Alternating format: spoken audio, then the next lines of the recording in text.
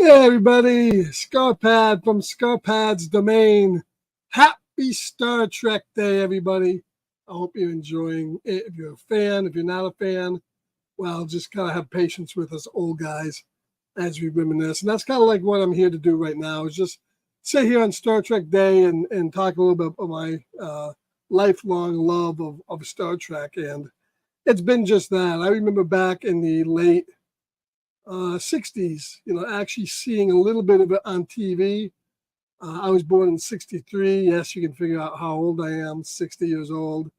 And the show came on September 8th, 1966. I never really did see the show in first run. I remember catching glimpses of it on television very briefly, maybe while my parents were watching TV or changing channels because they weren't really huge sci-fi fans. So I remember, vaguely that, but really what I got into Star Trek was when it went into first run syndication in the early 70s.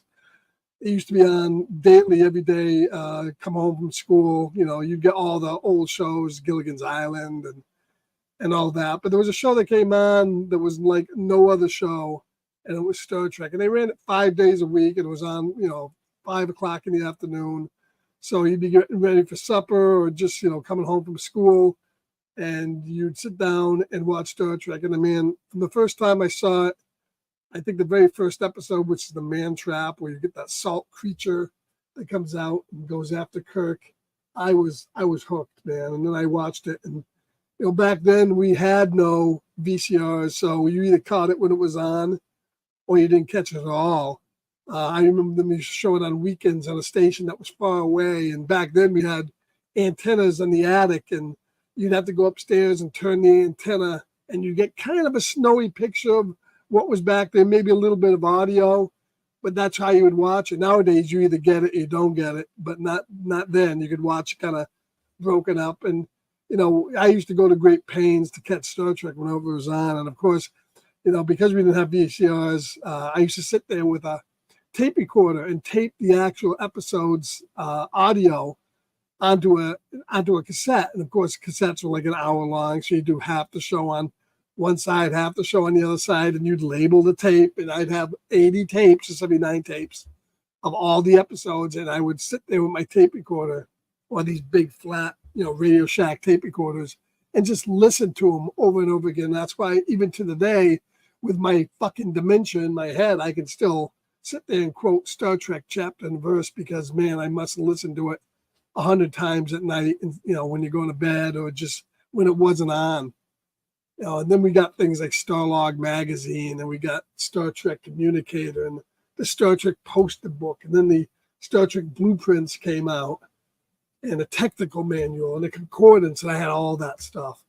And you'd study the blueprints. You knew exactly where the bowling alley was on the Enterprise, where the swimming pool was on it. So, in that episode like Naked Time, or Captain Kevin O'Reilly, who was drugged under the influence of the alien infection, goes, there'll be no dance in the bowling alley tonight. Well, I knew exactly where that bowling alley was. And then, of course, in 1973, they released the animated series. And man, that was another great 22 episodes, like a fourth season. And it was a cartoon, but it wasn't written like a cartoon. It was written like, something for teenagers. It wasn't written down dumb. It wasn't, it had the original voices of the crew, with the exception of Walter Koenig as Chekhov, and the stories from the people who wrote the TV series, D.C. Fontana, Theodore Sturgeon, Walter Koenig did a thing. Science fiction writers, some of the same science fiction writers who wrote the TV episodes. They wrote other TV things like Twilight Zone and Outer Limits, the quintessential sci-fi on television back in the early days. And, that lasted for 22 episodes. And then for years, we have the reruns airing every day. And we throughout the years from like 74, 75, the convention started rolling. I remember back in, I think it was 1975 or 76, I heard that Gene Roddenberry, the creator of Star Trek, was doing this tour. He used to go around to a lot of civic centers and areas, and he had this blooper reel, the Star Trek blooper reel. So it was like, come down and see the Star Trek blooper reel, and come down. He had like a 60 millimeter print of the original pilot, The Cage, in black and white, not the 2 episodes they aired as The Menagerie with Jeffrey Hunter, but the actual Cage, the full hour-long uncut. And I went down there. My parents would drop me off. I was like probably 12 years old. And it was all kids and adults and stuff. And I sat there. It was like a rock concert. It was like going to your first rock concert to sit there and listen to Roddenberry talk about his vision of the future and all his anecdotes and all the stories of Star Trek. He talked about an hour and a half. And then he showed the bloopers and they showed the Cage. And he came back for another half an hour and answered question and answers. I never, did get any questions answered by him, but I was enamored. I was locked in from then. And then as a young adult, teenager, maybe 16 years old, my mom let me take the day off from school to go see Star Trek: The Motion Picture in 1979, December 7th, 1979. Take a day off from school and go see the movie. My mom was a great mom. Let me do that. She even dropped me down there and dropped me off.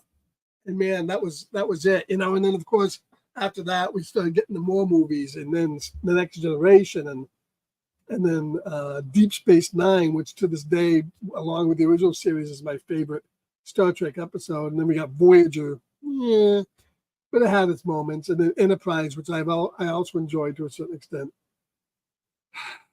And then the Dark Times came.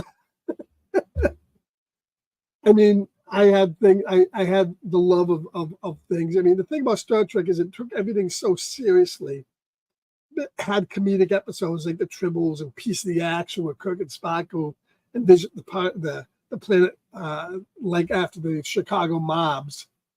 So it could do comedy and it could do drama, but it had these episodes like the Gorn episode where, our normal series, the captain would fight the Gorn, he'd kill the Gorn, the Gorn slaughtered this planet. But not in Star Trek, you find out the Gorn was just protecting its space. So even the aliens were given a motivation, and they were villains. They were antagonists, but they weren't villains. Something the movies have never understood, that you don't need a villain in Star Trek. All you need is an antagonist and a good story. So I learned about things like in Star Trek. And then, of course, the first interracial kiss, which was, more or less an interracial kiss. They got to pander away from it. They didn't really devote wholehearted, but it was. And then, the black and white stuff and the issues and everything that Star Trek in the background talked about, didn't preach about, but it talked about, because it had to talk about things like the Vietnam War. You could talk about those things on TV. You'd never get it past the censors.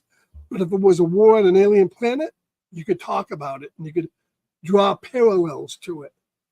That's something modern Star Trek has kind of forgotten, not to draw the parallels, not to preach, but to just kind of let the people decide, put it up there and let the people decide. So my love of Star Trek has been for a long time. And then I say the Dark Age as well. J.J. Abrams took it up. Most of the movies, some of the movies, they're not all great, but they had their moments and they're fun. But when I saw J.J. Abrams' Star Trek in 2009, which I did kind of like, because the thing is with modern Star Trek is, unfortunately, it's not the actors. In every show that's come out from modern Star Trek, whether you're talking about the movies, whether you're talking about the Star Trek Discovery, whether you're talking about Star Trek Strange New Worlds, the casts have been amazing. Where they have been let down is with the stories, the scripts, because they don't understand Star Trek. They understand now, okay, it's something that is something that preaches values and preaches, but that's it. It shouldn't preach. It should parallel, like we talked about. It shouldn't be on the nose with these issues. We don't want to see characters that are like us. I don't want my Star Trek characters to be me. But nowadays, that's what it is. Everybody wants to see themselves in the character. I would never be in Starfleet. Look at me. Would I be in Starfleet? Would I pass the test? No. Starfleet is the best of the best of the best. They don't sit around and whine and cry and talk about their lots in life and all that. They're the best at their jobs and they're professional. And you get Star Trek 09, where you get Spock acting irrationally, fighting you know, and doing things that Spock wouldn't do, you know, and then you get, you know, you get all the dumbed down action, the Beastie Boys music. It just wasn't Star Trek. It was just, and it was the Fast and Furious in space. And then you go ahead, you know, 10 or 15 years till you get the Star Trek Voyager and Star Trek Picard and Strange New Worlds, and they got like almost a dystopian future where there's violence and murder and pulling out of eyeballs, and the characters do things they wouldn't normally do in Star Trek. You know, and then we get things in Strange New Worlds with like Spock acting like a juvenile Earth kid. You know, no matter what Spock would be under, he would never act like a human juvenile because he's not. He's a Vulcan. That's something they showed in the show, showed in the episode. And one of the best animated shows came out was called Yesteryear, written by Dorothy Fontana, that took Spock back to the planet Vulcan when he was a child and showed everything that he was going through. And even as a child on that show, Spock wasn't like that. You know, but we get Spock forced into romances in the movies, in the TV show. We get anomalies that make them sing and dance. You know, and they don't even have the, you know, they show the Klingons singing and dancing. And even, you know, Klingons are big on like Klingon opera, but are they dancing to Klingon opera, which would make sense? No, they're dancing to like K-pop, which isn't even of the, you know, it just dumbed down Drek. And it's hard for me to accept that something that's been around for 50 years could be treated with that level of really disrespect. Now, yeah, it's a different era, but people aren't different. People will love a good story if you give them a good story. And that's why Star Trek has really declined. You know, sure, they keep on pushing these shows out, but they tried them on Netflix, they tried them on Amazon. They haven't done well. It's just been a mess. And unfortunately, you know, that's what we got now. I think a lot of the older Star Trek fans like myself just can't get into it. And, well, if it's good for the new audiences and exposes them to Star Trek and brings them in, and maybe they'll go back and watch the old shows, that's good, I guess. And not everything has to be for me. And we got 5 shows and over, you know, 700 hours of Star Trek, comic books, novels. We got so much the show has produced. Today is Star Trek Day, but I was disheartened to see when they showed the banner for Star Trek Day, Shatner wasn't on it, Nimoy wasn't on it, DeForest Kelly wasn't on it, Uhura was on it. And that's good because Uhura, I love Nichelle Nichols. She deserves to be on it, but she wasn't the star of the show. You know, you get Michael Burnham on it. You get the Strange New Worlds cast on it. But Spock and McCoy and Kirk, no. And without those guys, you wouldn't have Star Trek. Actually, without Lucille Ball, you wouldn't have Star Trek because she did save them and made them, you know, do a second pilot. But they tend to forget what kind of got them there. And I always ask people when they think about like modern Star Trek, if you took the 2 eras of the Star Trek shows, the post 2009, the pre-2009, the original show had a spaceship model inducted into the Smithsonian, and it hangs there today. And it had a space shuttle named after it. Would any of the shows that have come post 2009 have even garnered a tenth of that type of respect? I don't think so. But on Star Trek Day, let's proclaim we're going to watch all of Star Trek. Go back if you're a fan. If you're a new fan, go ahead and watch the new shows. If you're an older fan, certainly seek out the older stuff and, you know, boldly go where no man has gone before, man. I'm still trekking after all these years, and I hope you are too. So just wanted to pop in here with a short little video to inaugurate Star Trek Day. And we will catch you guys all later, and keep on trekking, man. Live long and prosper, everybody.